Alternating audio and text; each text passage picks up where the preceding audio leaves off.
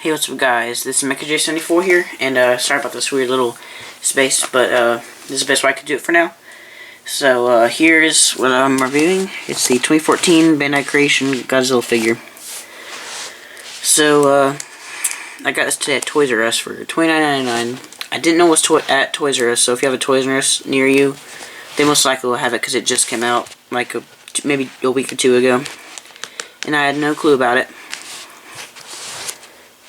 And, yeah, so, this is a really nice figure. I'll show you one of my favorite reasons, like, my best reasons to have it later. But, I'll explain it. So anyways, let's just get into sculpt and detail. So, sculpt and detail, pretty much, it's the exact same sculpt and detail as the 6-inch version. Except this one, it's a little more facing towards the sky, and its neck is a little bit more hunched over. And its tail actually goes out more than the original one, just like curved in more. So anyways, besides that, the main difference is, everything's similar. Like the vinyl even feels the same. Like, I just don't know how to explain it, but it just is. So, the only, like, differences, also, on the sculpt / paint job, this one's actually more paint job, but I'll show you anyway. Instead of the 6-inch version, where it's just the plain old, like, yellow eye, they actually added a pupil in it, which is really cool. So, anyways, they have, not individual teeth, but, like, individually painted. Not, yeah, you get it, but they have a really nice tongue. You can see a little line going through it, make it look more realistic. You can see his gills right there, which I love, and his scales are probably my favorite part. Like, I love his scales. Like, they're really hard and everything. And you can see his abs right here. Looks like he has like a 6-pack going on. His little Adam's apple. I'm playing. But I like his dorsal plates because they actually stick out pretty far, and that's what Godzilla 2014 does. So here's his nose.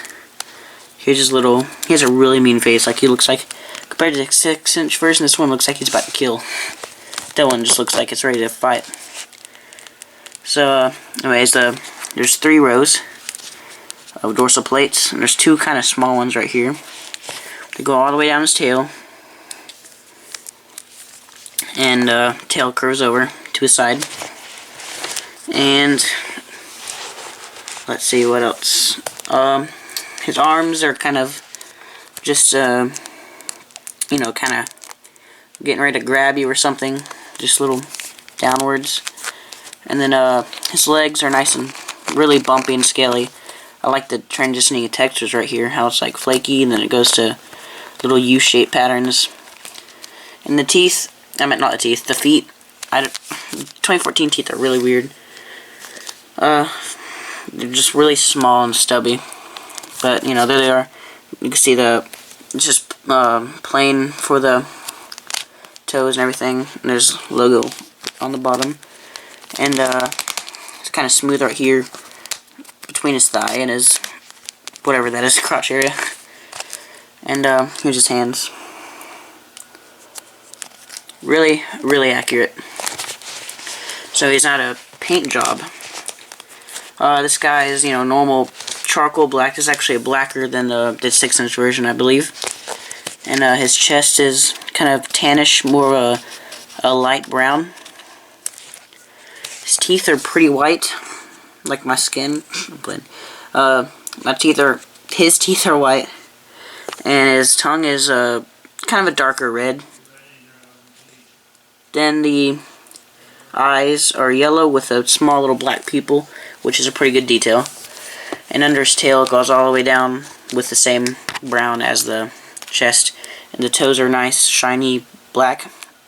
Pretty much the same color as the rest of his body. But his body has a nice little shine to it. So that's pretty cool. It looks like it was polished or something, which is pretty cool to see. And so now the articulation. Hang on. It's kind of leaned over. There we go. So now for articulation. His head, actually, another reason why I really like this, they put is a head articulation point, which rotates 360. But I don't want to twist it that way. It looks kind of weird, you know, because it has a little bump right there where his neck is. So, anyways, I think, by the way, I think he looks best from this view right here. He looks kind of weird right there. Well, he looks pretty cool right there, but he looks kind of weird like that for some reason. Like, yeah, he looks kind of old. But anyway, and the difference between this and the old one is that this one has actually articulation points in the tail. So this one moves 360 right here. This one moves 360.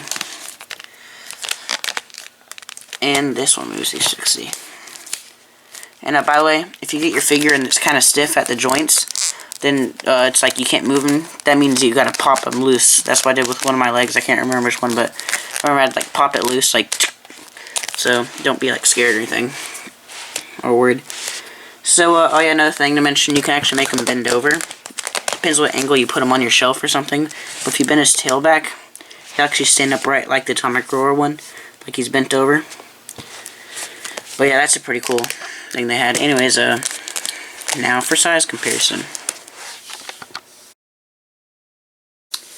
Alright, so for size comparison, first I shall compare him with the Bandai Creation 2004 Godzilla. So this guy's a little bit taller by like maybe half an inch to an inch. Yeah. So they look pretty good together, except, you know, this one's supposed to be like right here because he's probably the biggest Godzilla so far. And next I will do the Bandai Grand King Ghidorah. Now this could work. This could work because King Ghidorah is supposed to be big, and Godzilla is also supposed to be really big. But King Ghidorah is supposed to be bigger, and this works. So if King Ghidorah was being the Godzilla 2018, this would be pretty good sizing. So, and also, I'll save the best for last, but here's the 6-inch Godzilla 2000. Godzilla Millennium is what they call it in the boxes, but Bandai Creation.